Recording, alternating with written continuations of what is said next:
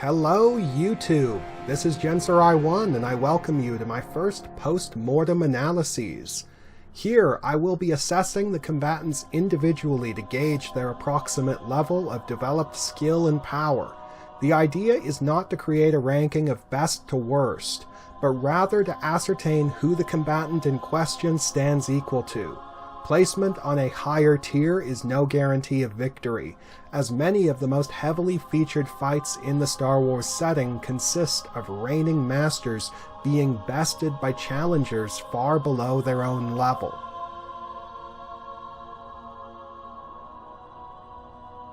While myself and my colleagues on the Fanalysis Council had agreed upon a rough 7-level structure, I credit Macattack 1 with codifying it in his debut video Ki-Adi-Mundi vs. Kao Cen Darach, and it reads as follows.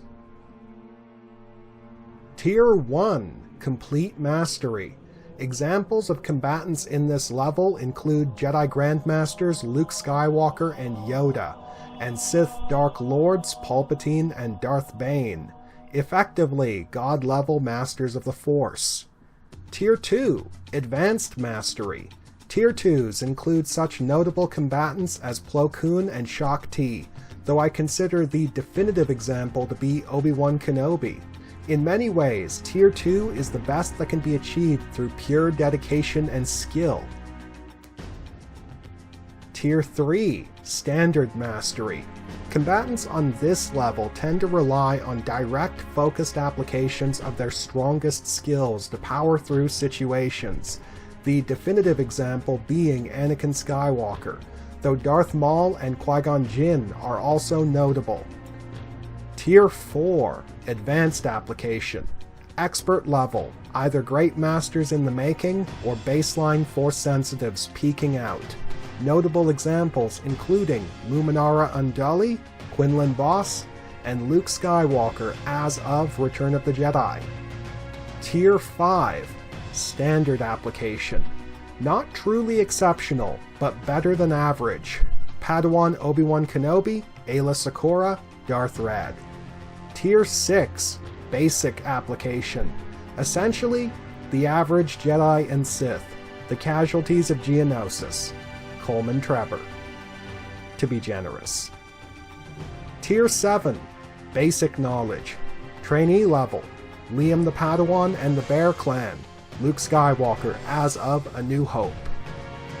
My approach will be to follow my versus video format and assign independent ratings to their physical capabilities, martial training, and force abilities, and then calculating the average to assign an overall rating. So, without further delay, I will commence with my analyses of Exar Kun and Darth Maul, the masters of the Saber Staff. At the height of his power as Dark Lord of the Sith, Exar Kun was a youthful human male, fit and athletic with a towering muscular physique, but possessing no significant enhancements or alterations, unless one counts the Sith sigil branded into his forehead. Though experiencing the early stages of dark side degradation, his physical capabilities were not yet impaired, and he remained a formidable warrior. His physical strength was sufficient to overpower the Cathar, Credo, and Silvar, to shatter Voto-Siosk boss's force-imbued quarterstaff, and to hold down a slugging match with Ulic Qel-Droma. His exceptional dexterity was expressed through his alternative weapon proficiencies, most notably his saber staff technique. Though Kun avoided elaborate acrobatics, he was quite nimble, employing deft footwork and dynamic lunges. When examining Kun's endurance and tolerances, however, matters are less straightforward. Though resilient enough to endure several severe injuries, his composure under fire was non-existent. He continued to fight after being mauled by Silvar, but he responded to the hit by effectively throwing a tantrum, very nearly murdering her on the spot. He survived a cave-in in the Korriban tombs long enough to receive aid, but this incident allowed the specter of Breeden Nad to effectively blackmail him into embracing the dark side by playing on his fear of death. The Macattack on Yavin 4 only subdued him by pummeling him into submission, but the hits he took put him on the run almost immediately. It could be argued that Kun's acquisition of Naga Sadow's Sith amulet solved this problem by preventing Kun from experiencing pain, but my firm belief is that this effect only pertained to the withering wounds caused by the artifact itself, not conventional injuries. Similarly, though the dark armor components that Kun incorporated into his wardrobe were undoubtedly created through Sith alchemy and therefore partially lightsaber resistant, the coverage wasn't complete enough to make him a viable tank, instead providing a simple margin for error. Despite his failings, Exar Kun still qualifies as a Tier 2, demonstrating nothing less than peak human fitness. I would describe Kun as an inverted Obi-Wan Kenobi, a heavy-hitting glass cannon instead of a medium-weight damage sponge. The KOTOR campaign guide credited Exar Kun as a student of Nyman, and based on what is seen in the Tales of the Jedi comics, his application was intended to support diversified weapon proficiencies, specifically hand-to-hand combat, single saber combat, dual saber combat, and later saber staff combat. Though unquestionably a heavy hitter, Kun's individual techniques were merely sufficient to contend, with his success instead predicated on his ability to alternate techniques. Credo and Silvar he blindsided with physical combat, and Vodosiask Boss he overwhelmed by adopting twin blades halfway through the fight. When forced to rely purely on his singular lightsaber technique against Ulic Qel-Droma, the best he could achieve was a stalemate. In fact, it is my official stance that if the pair had been allowed to fight it out to the bitter end with no interference, Exar Kun would have been defeated. Instead of developing his core lightsaber technique, Kun pulled from Sith lore to develop his heavily customized saber staff. Some have argued that Kun's use of Trikata-style counters described in The Essential Guide to Weapons and Technology should be disregarded because it isn't corroborated by the artwork, but I disagree. The comic panels of his saber staff technique are too vague and abstract to make a call one way or the other, and the Tor Galactic Timeline entry on the Exar Kun War features at least one image where his lightsaber is distinctly emitting blades of different lengths. Though the Trikata saber staff never failed Kun as a trump card, he only fought 2 people with it, and its weaknesses are easily inferred based on the mechanics. Either he successfully nullifies the opponent's style and phases through their defenses, or his katas are interrupted and he's eviscerated by his own weapon.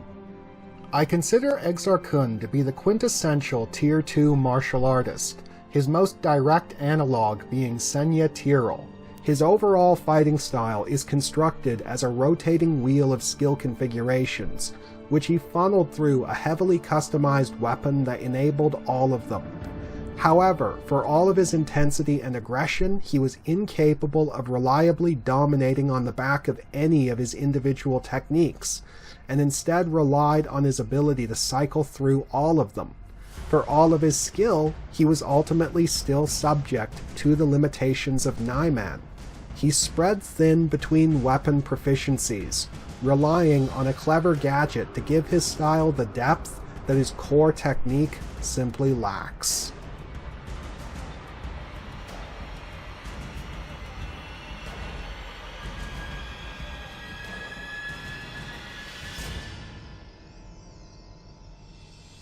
Exar Kun clearly had some exposure to advanced Jedi lore, but his training under Vodosiask Boss clearly emphasized physical combat, making Padawan Kun a likely Jedi Guardian. Prior to Yavin 4, Kun used his powers strictly for tactical support, retrieving weapons and objects with telekinesis, and increasingly relying on Dark Rage to boost his combat performance. On Yavin 4, he acquired Naga Sadow's Sith amulet, which amplified his rage and power, allowing him to unleash destructive energies capable of killing a kaiju-sized Sith worm, causing catastrophic damage to the Sith Temple and destroying the spirit of Freedon Nad. Diving headfirst into arcane Sith lore, Exar Kun reinvented himself as a powerful sorcerer and alchemist. Though his most impressive accomplishments consisted of large-scale rituals and horrific laboratory experiments, his conventional abilities were clearly enhanced and flavored by this forbidden knowledge. Against Alima Keto on Sinagar, he ignored her illusions and blasted her with the amulet, immediately disabling her. Against Odan-Ur on Ossus, he endured his force push and one-shotted him with either telekinesis or a Sith spell, it's not made clear. Against Silvar on Coruscant, he effortlessly repelled her with telekinesis. The only time Kun was rendered impotent was when the Neti Jedi Master Ud Banar triggered his natural metamorphosis and turned into a Force-sensitive tree, and the only time he was conclusively overwhelmed was when the entire Jedi Order combined their powers to imprison his spirit within his own temples on Yavin 4. But for all his power, I ultimately consider Exar Kun to be a Tier 1.5 Force wielder rather than a true Tier 1. He owes much of his power as a Sith Lord to his amulet and his knowledge of sorcery, effectively bypassing the need for developed skill by memorizing spells. He possessed incredible offensive might, but as witnessed against Odan-Ur, he was lacking defensively. While I only see this as being an issue against reigning masters comparable to Odan-Ur, combatants of that caliber are the sort of opponents that Kun would typically be put up against, making him a glass cannon force wielder. Exar Kun has a significant offensive advantage even against other Sith sorcerers, but he should count his lucky stars that he never had a serious run-in with Nomi Sunrider. Exar Kun's overall rating is determined by his Force abilities, making him a Tier 1.5. Much like Count Dooku, Kun resided in the gray area between complete mastery and advanced mastery, but for the opposite reasons. Dooku possessed the developed skill and comprehension of a Tier 1 master, but lacked the power because he wasn't willing to compromise his singular will by channeling the Force with that kind of intensity. Kun, on the other hand, was all too willing to dive headfirst into the dark side, quickly amassing the power, but lacking the developed skill and comprehension. He's a prodigy who took shortcuts, his success predicated on his equipment instead of his innate ability. His customized saber staff allows him to fully leverage his diversified weapon proficiencies, lending his style the depth and sophistication that his technique lacks. His amulet amplifies his power, while his knowledge of sorcery fills in the holes in his skill set. As far as strategy and tactics go, he compensates for his lack of discipline and composure by rushing in to get the first hit, either one-shotting enemies or getting them reeling backwards before they have a chance to do anything.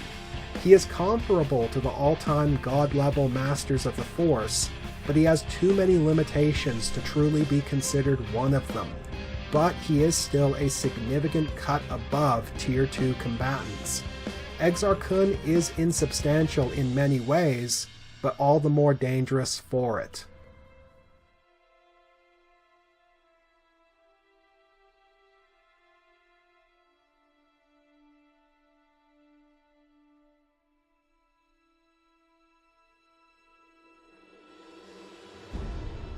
At the height of his power as Sidious's apprentice, Darth Maul was a youthful Zabrak male. An exceptional, though otherwise typical example of his species, he possessed the iconic crown of horns, but was primarily distinguished by his full-body Sith tattoos. His athletic, muscular physique was crafted by lifelong combat training, his mastery of the Teras Kasi martial art building on his innate Zabrak discipline and providing him with total control over his body. As a Zabrak, Maul's tolerance for pain and injury was superhuman, and this attribute was further heightened by his Sith training. Most notably, he survived a 30-meter fall on Coruscant by using mid-air acrobatics to avoid obstacles and using telekinesis to slow his fall, all this while stunned by close proximity to an explosion. When hunting down the Black Sun Vigos on Raltyr, he shrugged off lacerations to the back delivered by 2 Barabel assassins and resisted a barrage of Force Lightning from the Underlord's Night Sister bodyguard. It really says something when the first time he flinched since he was a child was when he was bisected by Obi-Wan Kenobi. Addressing his physical performance, Maul was a heavy hitter but not a heavyweight, breaking bones with physical strikes and crushing throats with his grip, but he wasn't capable of jockeying for dominance in a direct contest of strength, staggered several times by Qui-Gon Jinn. Instead, Maul capitalized on his superior agility and dexterity to keep opponents at arm's length and dance circles around them, even staying one step ahead of 2 advanced Jedi Ataru specialists. The only individual who definitively outpaced Maul was the Jedi warrior Ciolo Ermonka. Overall, Darth Maul possessed a Tier 1.5 physique. His hardiness and resiliency was superhuman, allowing him to soak up insane amounts of punishment, but his physical performance level was not, and he was still contending evenly with human martial artists with comparable training. The novel Darth Maul Shadowhunter established Teräs Käsi as Maul's training foundation, while the Threats of the Galaxy campaign guide credited him as a practitioner of the Naiman, Jarkai, and Juyo lightsaber forms. Though his fighting style accommodated the same diversified weapon proficiencies as Exar Kun's, Maul was a hand-to-hand martial artist first and foremost, wielding his weapon as an extension of his body. Accordingly, we have numerous examples of him dominating purely on the back of physical combat. Furthermore, piggybacking his armed combat skills on Teräs Käsi provided a uniform and universal level of control and intensity to all of his skills. His pure single-saber technique was sufficient to put Qui-Gon Jinn on the run when they tussled on Tatooine, while his pure saber-staff technique allowed him to dissect Jinn's defenses after Maul isolated him on Naboo. Though we have no example of Maul's dual saber technique pre-TCW, we can infer a similar level of performance based on his style configuration. However, though piggybacking his lightsaber skills on Teräs Käsi provided a level of combat performance sufficient to contend with reigning swordmasters, it didn't always make up for the relative underdevelopment of those lightsaber skills. Against Ciolo Ermonka in the Gentes system, Maul was definitively outclassed, which is what drove him to create his saberstaff in the first place, to enable the Trikata tactics that Maul used to bypass the Old Master's defenses. Against Obi-Wan Kenobi on Naboo, the Jedi Padawan was able to exploit the flaws in Maul's technique and destroy his saberstaff. Overall, I rate Darth Maul as a Tier 3 martial artist. On the one hand, his layered fighting style promoted adaptability and was configured in such a way that all of his skills fed into each other, ensuring a high performance level. However, he wasn't a lightsaber duelist, he was a kickboxer with a lightsaber, and as a result, his lightsaber technique needed work. Maul was a Tier 2 swordsman waiting to happen, who was cut down before his time.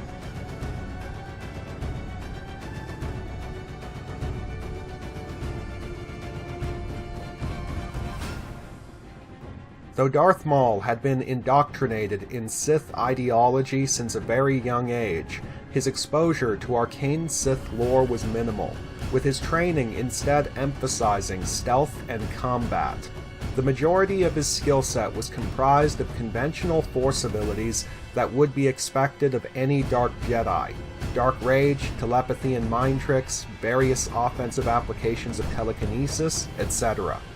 Quite frankly, more can be said about the Sith powers that Maul does not possess than those he does. The Night Sister Michaela attributed Maul's ability to resist Force lightning to his Sith training, but he was incapable of projecting the infernal energy himself.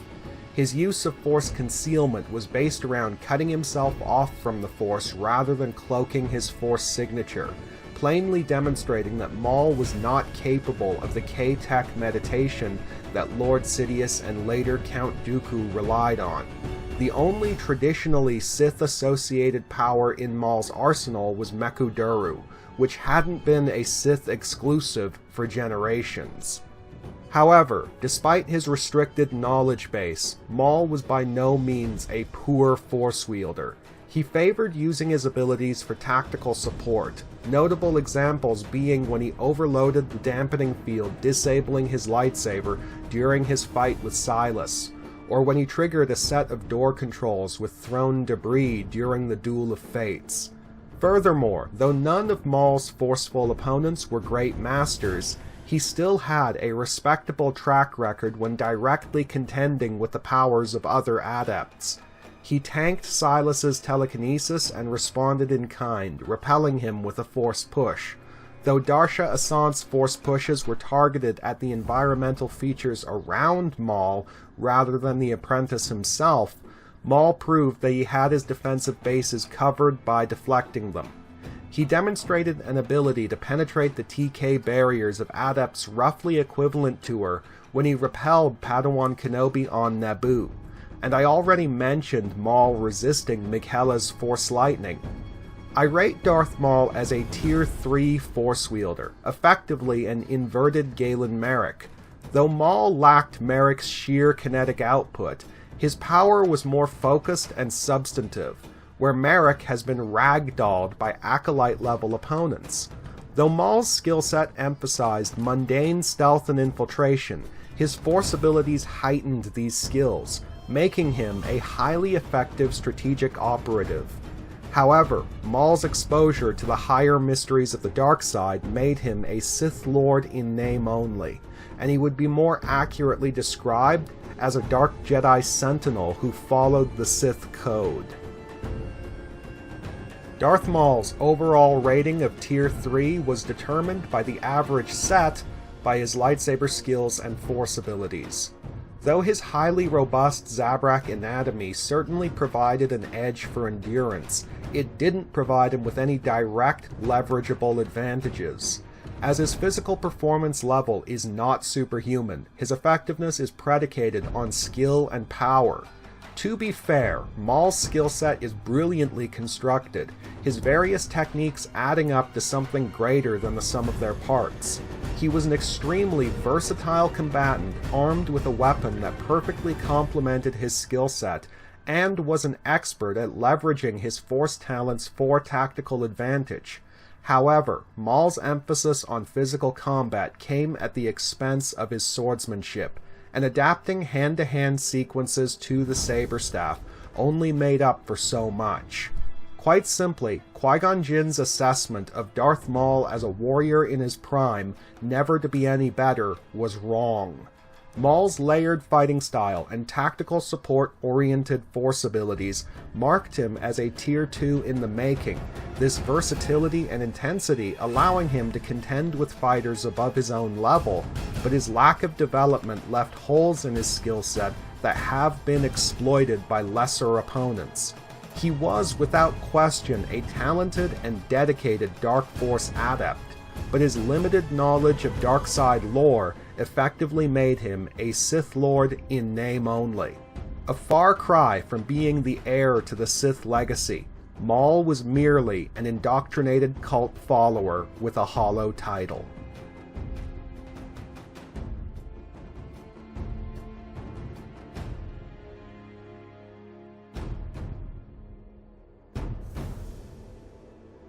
I am well aware that this fight is a mismatch. That's why I did it as a short, as opposed to making a full 40-minute video.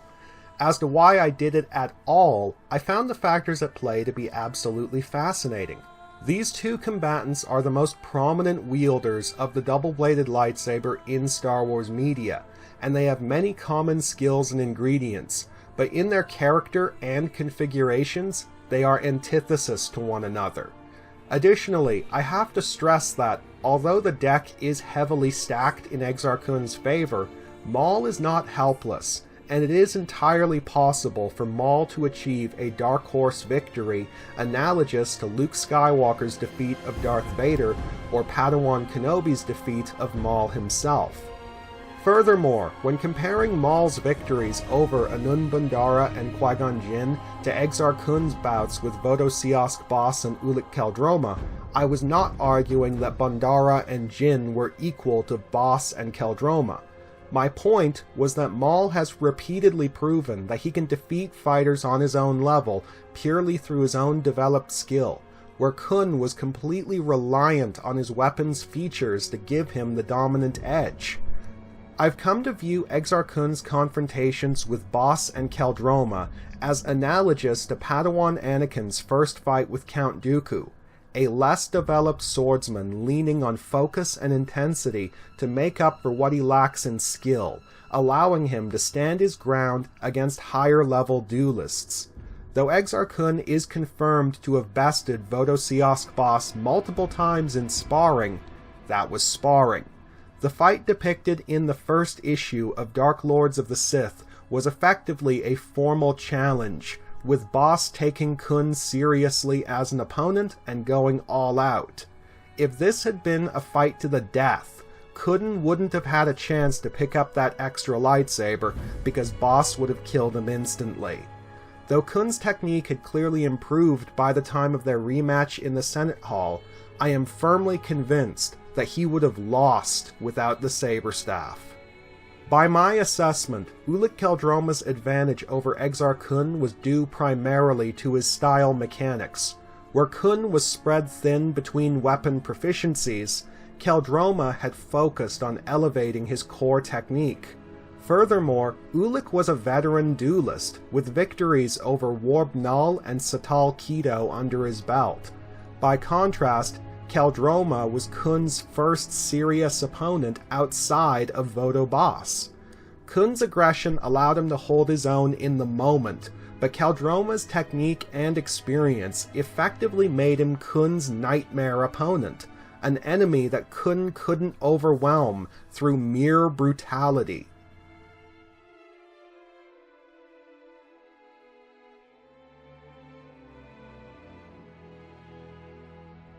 I wish to apologize for the delay in getting this video out, as my personal goal is to upload for the first week of every month. However, scripting this video turned out to be surprisingly difficult, forcing me to go back to basics with my analytical format. The trouble wasn't in fleshing out these breakdowns, but in staying on point and not over-scripting. The goal of the post-mortem analyses is to merely catalog the skills and feats of the combatant in question to gauge their general level of development and performance, whereas I have spent years getting into the habit of dissecting those skills and feats to ascertain their precise function and effectiveness. The trick was trimming the fat. I've done my best to support my arguments with verifiable facts, but at the end of the day, this is all my opinion, and I don't expect everyone to agree with me. All I ask is that you keep your comments civil.